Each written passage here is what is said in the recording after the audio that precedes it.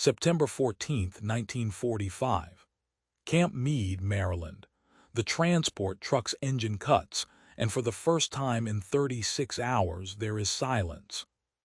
Through the canvas flap, a woman in a mud-stained Wehrmacht auxiliary uniform catches her first glimpse of American soil. Not the bombed-out moonscape of Hamburg or the ash-choked ruins of Berlin, but green. Impossibly, offensively green. Manicured lawns stretch between whitewashed wooden barracks. Trees heavy with late summer leaves sway in a breeze that carries the smell of cut grass and something cooking, something with butter in it. The scent makes her stomach clench. She has not smelled butter in 4 years. Her name is Greta Hoffman, and she is 29 years old. For the past 3 years, she served as a meteorologist with the Luftwaffe, tracking weather patterns for bomber squadrons that no longer exist, sent from airfields that are now rubble. She was captured 2 weeks ago near Bremen by American forces, processed through a facility in France where she was deloused, photographed, and assigned a prisoner number. She expected many things from captivity: starvation rations, forced labor, interrogation rooms with bare bulbs and men who do not sleep. She did not expect the smell of butter. The truck's tailgate drops with a metallic clang. An American soldier, barely 20, with red hair and freckles that make him look even younger, gestures for the prisoners to disembark. His rifle hangs loose on its strap. He is not pointing it at anyone. This detail lodges in Greta's mind like a splinter. In 3 years of military service, she has never seen a guard who was not actively threatening someone. "Welcome to Camp Meade," the soldier says in mangled German, reading from a card. "You will be processed. You will be assigned quarters. You will be fed." He stumbles over the words, his accent atrocious, and one of the other prisoners, a signals operator named Ilse, lets out a sound that might be a laugh or might be a sob. It is hard to tell anymore. They have all forgotten how to make sounds that are not about survival. Greta steps down from the truck, her boots, worn through at the heels, hitting American soil. The ground is solid. Not the sucking mud of the Eastern Front or the treacherous rubble of bombed cities, but solid packed earth covered in gravel. She can walk without watching every step. This too seems impossible. They are led, not marched, to a processing building. Inside, the air is cool. There are electric fans running. Greta stares at them, these machines using electricity for comfort rather than for targeting systems or communications equipment. The casual waste of it makes her dizzy. A woman in an American uniform, her hair pinned in neat rolls, sits behind a desk with a typewriter. She looks up and her expression is not hatred. It is not even contempt. It is bureaucratic boredom, the look of someone filling out forms on a Friday afternoon. "Name?" the woman asks in German, her accent better than the soldier's but still carrying that flat American vowel sound. "Hoffman." Greta Maria Hoffman. Rank and service: Luftwaffenhelferin, meteorological auxiliary. The American woman types this, the keys clacking in a rhythm that sounds almost musical.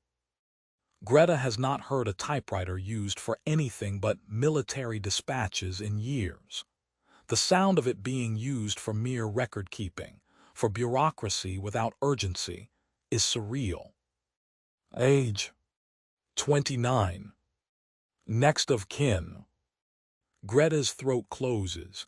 My parents, Ernst and Margaret Hoffman, Cologne. She does not say that she has not heard from them in 8 months.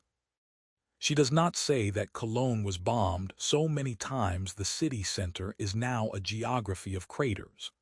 She does not say that her last letter from her mother, received in January, mentioned that they were burning furniture to stay warm and that her father's cough had gotten worse. "You will be assigned to Barracks 7, the American woman says. Dinner is at 6 p.m. You will receive your camp orientation tomorrow morning. She slides a piece of paper across the desk. This is your prisoner identification. Keep it with you at all times. Greta takes the paper. Her hands are shaking. She cannot remember when they started shaking or if they have ever stopped. Barracks 7 is a long wooden structure with windows that have glass in them, not boarded up, not shattered and patched with cardboard. Glass. Real glass that lets in light without letting in rain. Inside there are rows of beds, each with a thin mattress, a pillow, and 2 folded blankets. Greta stands in the doorway, unable to process what she is seeing. A bed. A whole bed, not a cot or a pile of straw or a space on a floor shared with 3 other women. A bed with a pillow. They are trying to break us, Ilse whispers beside her, making us soft before the real interrogations start. But Greta is not sure. There is something in the casual way the American woman typed, in the bored expression of the guards, that suggests this is not a psychological operation. This is simply how they do things. The thought is more terrifying than any interrogation room could be. At 6 p.m., a bell rings. Not a harsh klaxon or a shouted command, but a bell, like a school bell or a church bell, something that signals time passing in an orderly, peaceful way. The prisoners file toward the mess hall and Greta expects the usual. A line of women with tin cups, a ladle of watery soup, a crust of bread if they are lucky. Instead, there are tables. Long tables with benches. And on those tables, trays with sections. And in those sections, food, potatoes. Mashed potatoes with butter melting into them. Sliced meat, actual meat, not gristle or mystery scraps but recognizable slices of beef.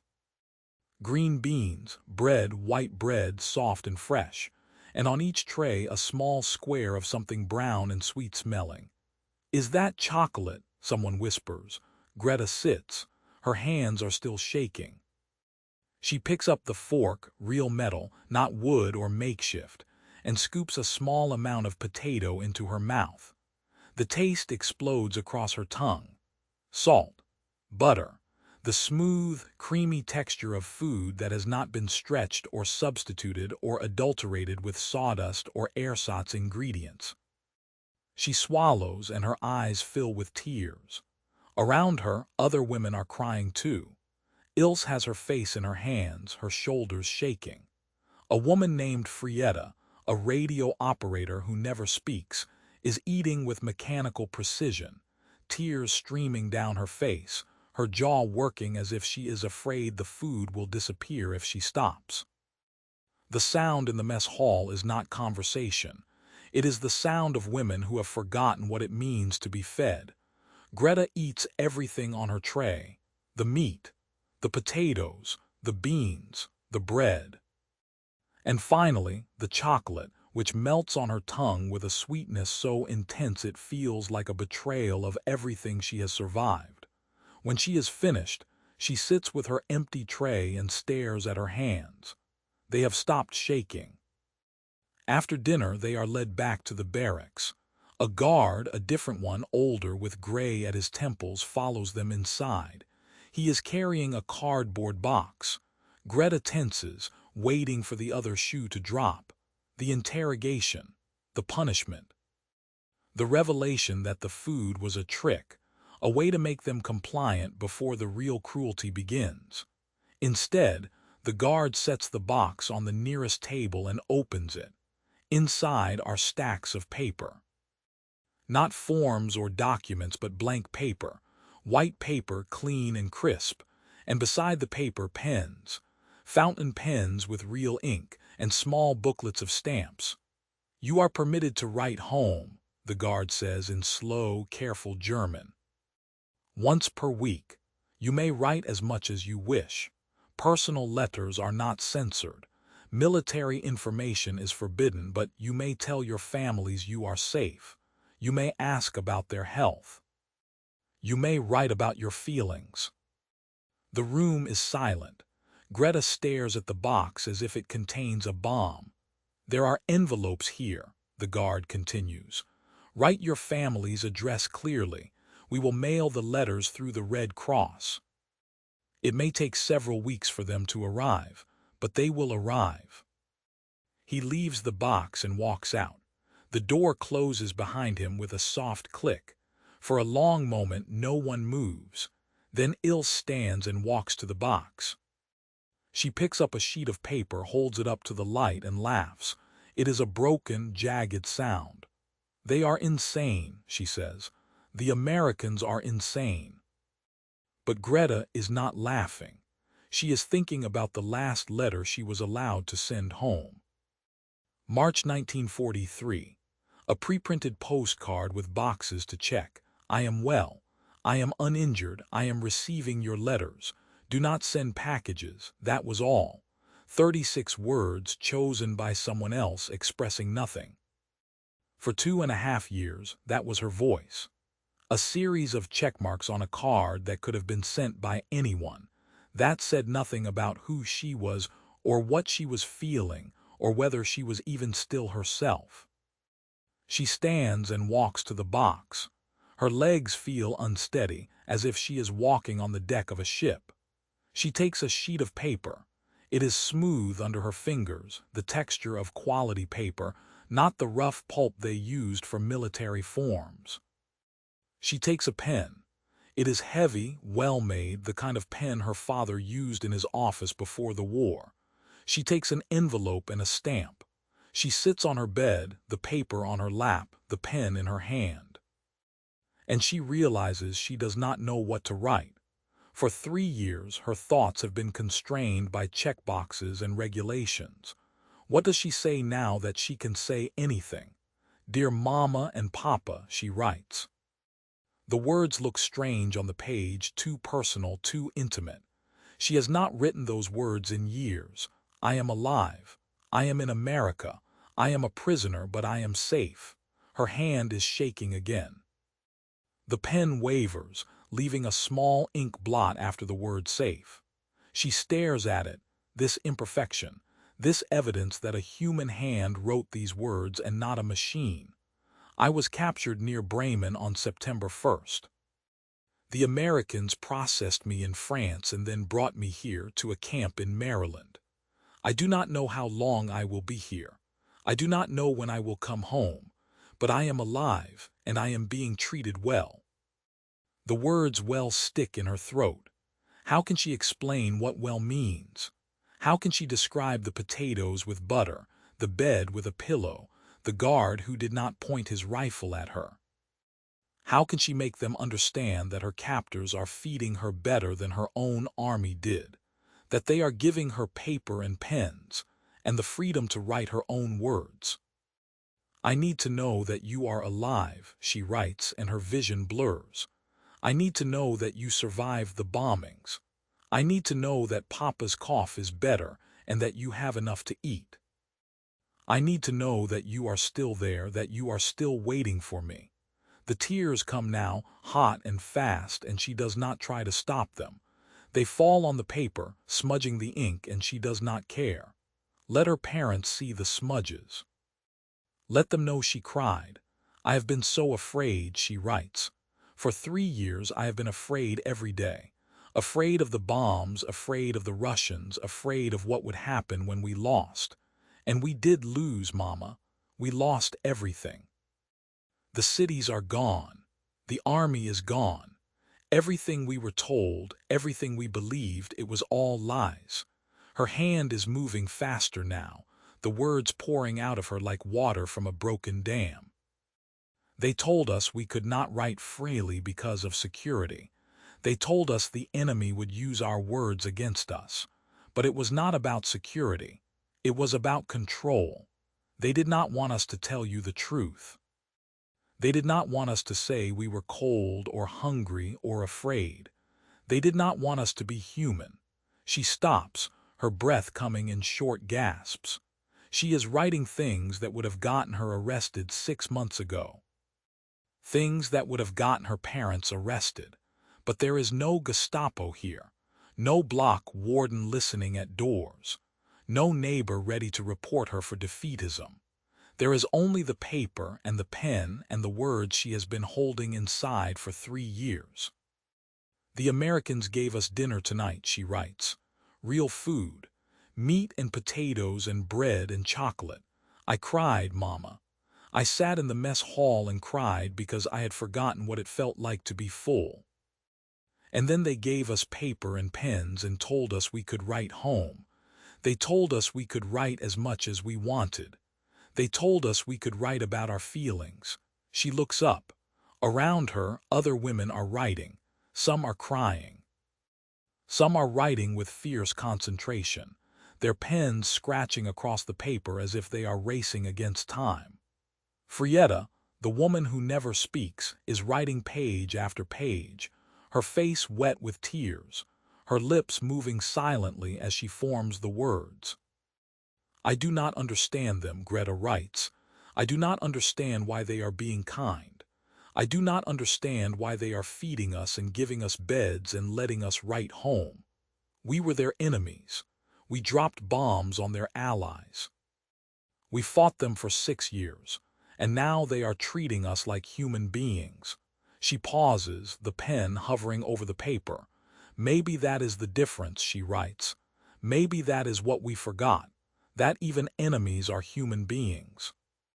That even prisoners deserve to eat and sleep and write to their families.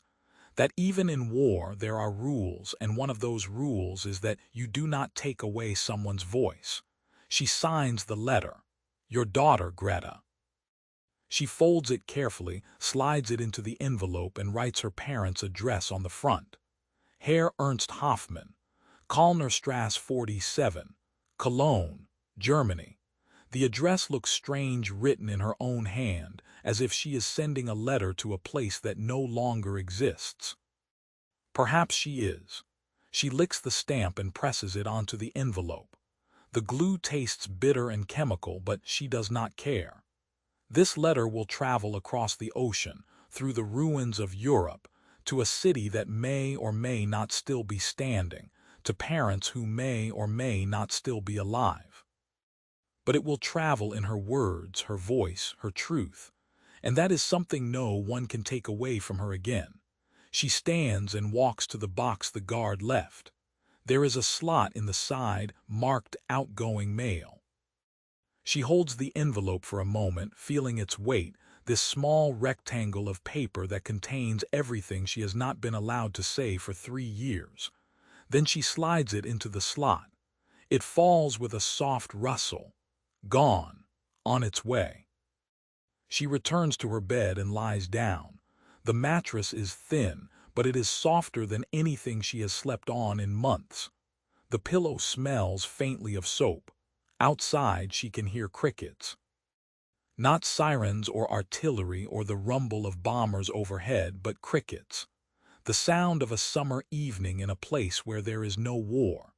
She closes her eyes, and for the first time in 3 years, she sleeps without fear. Over the following days, Greta begins to understand the shape of her captivity. There are roll calls twice a day, but they are brief and businesslike. There are work assignments, but they are light, mostly cleaning or kitchen duty, and the guards do not stand over them with rifles. There are rules, but they are posted on a board in the mess hall, written in German, and they are rules about behavior, not ideology. Do not attempt to escape. Do not steal. Do not fight. Nothing about loyalty to the Führer or the party or the Reich.